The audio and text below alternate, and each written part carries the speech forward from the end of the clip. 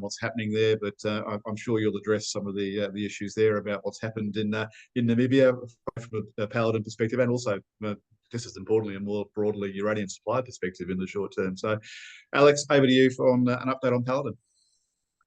Yeah, Andrew, thanks. Can you hear me okay? Can hear you loud and clear. Great.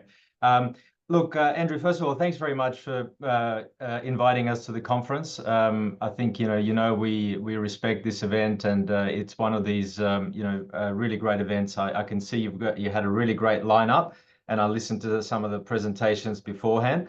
So I'll try to add where I can to the market, because we are close to the market. I'll give people an update on the operations because I think it is topical.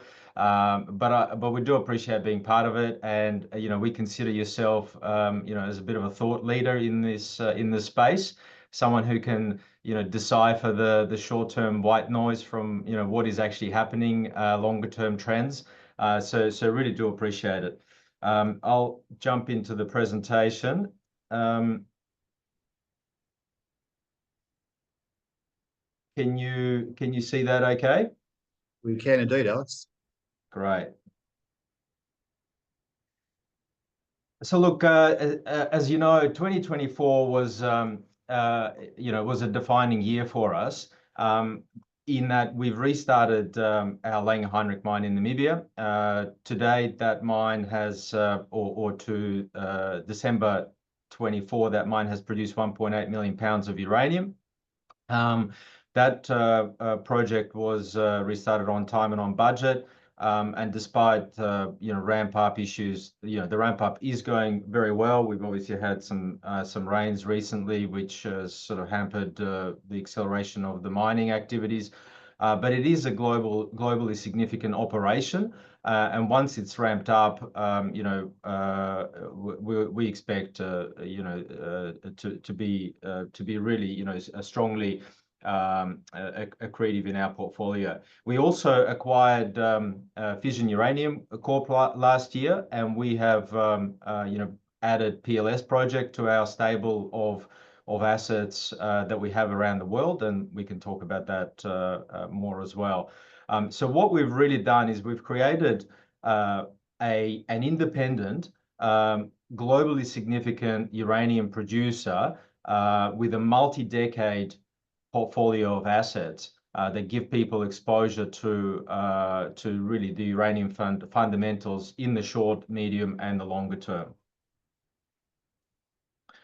In terms of our portfolio, when I joined the company 4 years ago, we did a lot of strategy work and a lot of thinking how we're going to take the company forward. We recognized that, number one, Langer Heinrich was the jewel in the crown. We also took a conscious decision to stay in uranium and continue to be a pure play uranium company.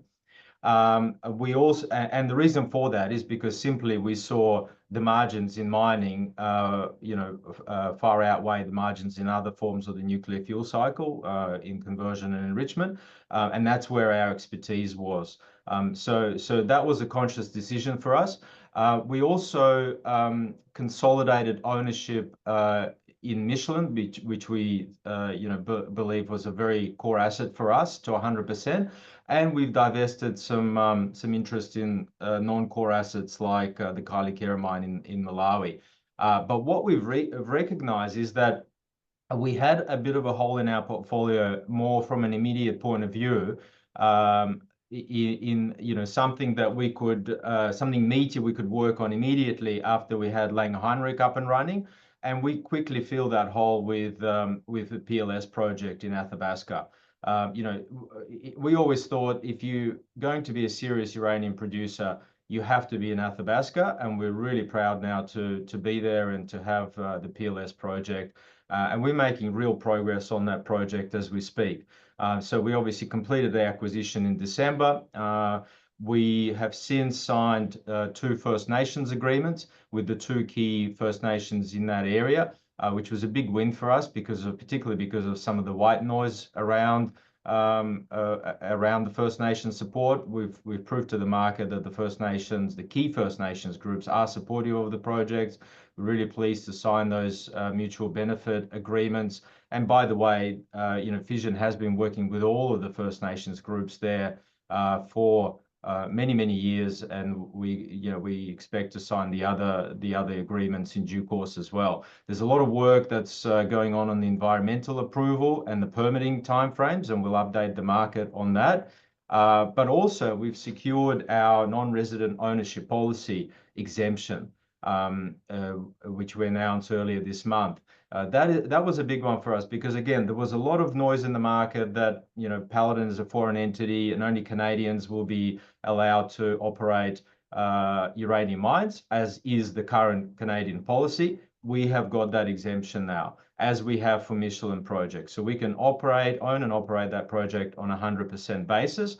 And that's certainly the assumption that we had when we were acquiring the asset. And we're happy that we've got that exemption now.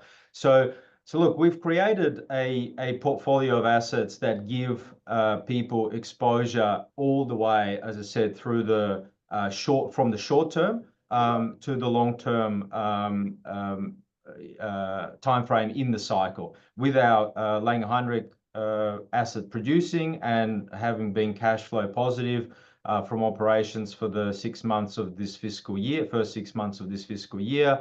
That gives people exposure to our contract book, which I'll talk about a little bit later, but also through the PLS project in the medium term, our Michelin project in the longer term, and then some fantastic Australian advanced exploration project in Mount Isa and in Western Australia, should the moratoriums in those jurisdictions be lifted. As well as some more, early stage exploration assets in Athabasca. So look, maybe just shifting to uranium a little bit to the market. I think I'm not going to go into a lot of detail here because I think Treva, Corey, and John covered a lot of the topics already. However, I will note. I do like to reiterate this. If you look at the fundamentals, you've got 440 reactors under construction. You've got more than 65 reactors, in operation. You've got 65 reactors under construction. And that is providing 180, 190 million of demand in the market today. With production of 150, 160 million pounds, you've got a deficit in the market today. That is being met by secondary supplies, inventory drawdowns, but that's not sustainable in the longer term. And that material has to come from somewhere, as I think you mentioned previously, and the impetus for that is price. So that's the simple maths, and it has to show itself in stronger uranium pricing.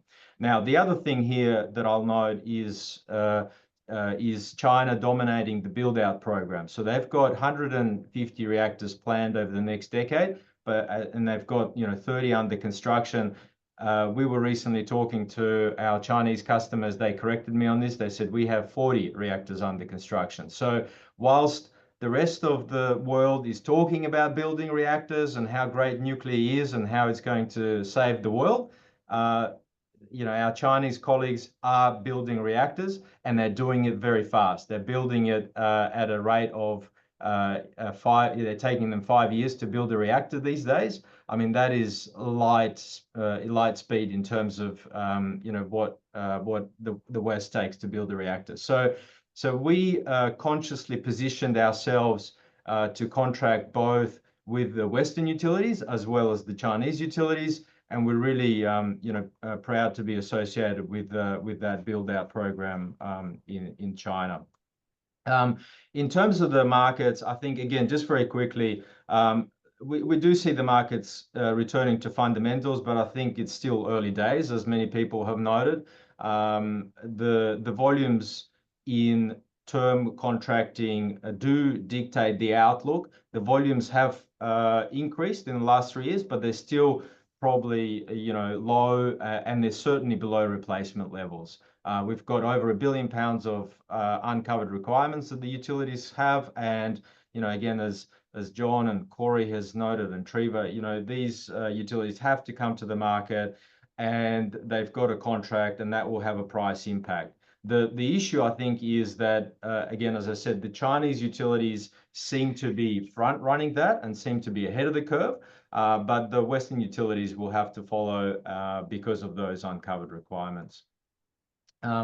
Again, I thought it's useful just to talk a little bit about the fuel cycle, but I think Corey covered this very well. The bottom line is utilities have been focusing on solving the short-term problem. And the short-term problem, as we can see in the prices, conversion prices have quadrupled. Enrichment prices have gone up 160% in the last 3 years, has been conversion and enrichment.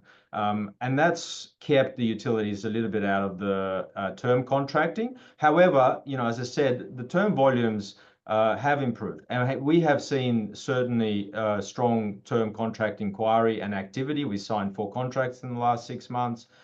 So we've seen, good amount of activity, but on an industry-wide level, I think those volumes have to increase. And the longer that contracting is delayed, the higher will be the rebound, and the higher will be the impact on the price, we think. So look, we've positioned our contract book accordingly with a very fundamental view on the uranium market, and the way we've done that is, again, recognizing that you cannot be returning a globally significant mine to production without contracts. So we've put in a contract portfolio. We're about just over 50% contracted on a life of mine basis. We're, of course, higher. We have higher contracted levels over the next year or two and over the next 5 years. But on a life of mine basis, we're 50% contracted. What it means is we've got still half of our book is uncontracted, which we can layer more contracts into our portfolio as the price improves.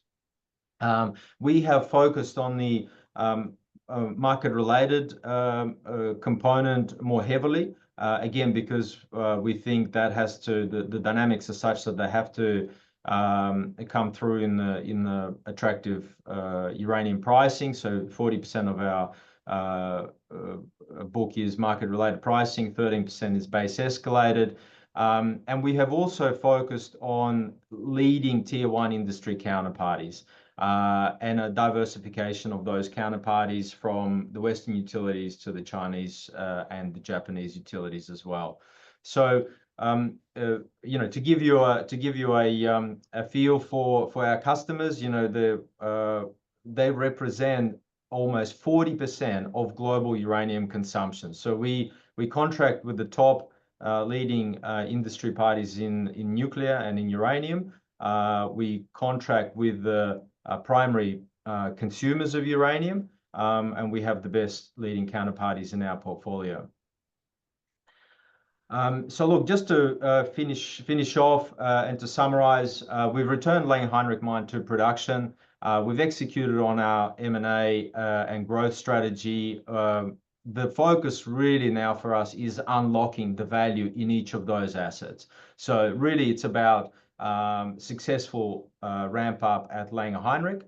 It's about the permitting and environmental processes at PLS to bring that project into production by the end of this decade or early next decade. And it's about unlocking the value in other advanced exploration projects, Michelin, as well as the advanced exploration project in Australia, and further afield with the exploration portfolio we have across Australia, Namibia, and Canada as well. So look, that's all from me, Andrew. Happy to take any questions. That's great. Thank you, Alex. Yeah, look, I'll remind those people who have dialed into the conference as well that if you want a lot of detail on the Langer Heinrich rain incident and what's happened there. There is a recording of their conference that they hosted yesterday on their website, which went for about 25 minutes. Alex, you're on that call, but for the audience here who haven't had a chance to listen to that, Alex, maybe just give us can you give us a 1 minute summary of where Langer Heinrich is now at, and what the rain event has done? Yeah, look, it's obviously very unfortunate that we had this very significant rain event. It was a 1 in 50 year rain event, and and we really, I think, I was speaking with Ian yesterday evening, and he's on the ground there, and he's obviously been to site, had a look, speaking with all the operators there, and he was saying, look, the guys are just a little bit gutted because they've been dealing and they've been solving, problem solving the things that they've had with the ramp up. So, we've had the water issues, they've been resolved. They've brought the recoveries up significantly from, the mid 60s to the high 80s. They were dealing with lower than anticipated grades in the stockpile. And the solution for that was to bring mining forward. So, they could see those G pits with the higher grade material, but the rain sort of put them out a little bit, and it just means there's a bit of a delay in accessing that higher grade mine material. However, look, it's temporary. It is what it is. It was a significant event, but they'll get through it. They'll access that higher grade material, and they'll, as is being proven, will problem solve, and I'm sure they'll solve these issues as well, and get the ramp up back on track. Yeah, thanks. I think that's an important point, Alex. The plant was running, as I understand, exceptionally well immediately before this rain event. In fact, I think we saw some signs of that, obviously, with the December quarterly, with the recoveries up in the high 80s, and that really strong production in the month of December post the November shutdowns. And my understanding, Alex, was that January, February, and the first part of March we're continuing that until now we've had the disruption again. So, as you say, it's temporary. Your operations team will deal with it, and Paladin will be back on track in a very short period of time. Yeah, look, that's right, Andrew. I mean, the thing that we have is I guess the experience of the team, and that's what the investors are looking to. Who is dealing with these issues? Have they had that experience in dealing with those issues? As you know, Paul Hembrow is a seasoned operator. Andrew Paletto on side, the GM, is highly experienced as well. Paul has dealt with the floods in central Queensland in 2010, 2011. And this was a next level event, obviously, compared to this. Andrew has also, operated a mine, a manganese mine on Groot Island, which had extensive water issues. It received an amount of tropical rainfall, which was far in excess of the dirt that they were moving. So look, the team has extensive experience in solving these issues, and I'm sure they'll get through this. It's a temporary disruption, and we'll get the Langer Heinrich ramp up back on track. Yeah, look, I think the only sort of secondary considerations around this that the market might be concerned about, one is that balance sheet and cash flow. And I was speaking with Anna, the Paladin CFO, post this, and the balance sheet's in fine shape. Cash flow is good. You've got material still being shipped at the moment, so no concerns there. The other issue, though, I think that the investors might want to hear from you, Alex, is just around the contract book and commitments you've got. If the ramp up is slower than expected this year, I mean, clearly it's not going to be an issue, once we get 12 months out. But are there obligations you've got for the balance of calendar year 25 in terms of deliveries that you may not be able to meet now, and what would happen in that circumstance? Yeah, fair question. And I think, as I said on the call, we do expect, at this point in time, we do expect to meet our delivery obligations. However, we are being conservative simply because we're still assessing the impact of the disruption. Because, as Paul talked about on the call, and I do encourage everybody to listen to that firsthand. There is a recording on our website. There is the short-term impact of the plant downtime, but there's the longer-term impact in terms of accelerating the mining activities. So we're still assessing the impact of that, and so we took a conservative step, and we have notified all of our customers. because it is a significant weather event, and such events are covered by our contracts. So we do have those protection mechanisms in our contracts. At this point in time, we don't expect to invoke those mechanisms. We expect to rely on the day-to-day flex provisions in our contracts to manage this short-term issue. So, again, we don't expect to be in the market buying spot material, as some people have speculated. Now, I can't categorically rule that out because, as I said, we're still, assessing the impact, but we don't expect to do that at this point in time. That's great. Brilliant. Thank you, Alex. Look, we will leave that there. And if anyone has any follow-up questions, as Alex said and I said, encourage you to go and listen to that conference call on their website from yesterday and reach out to myself or to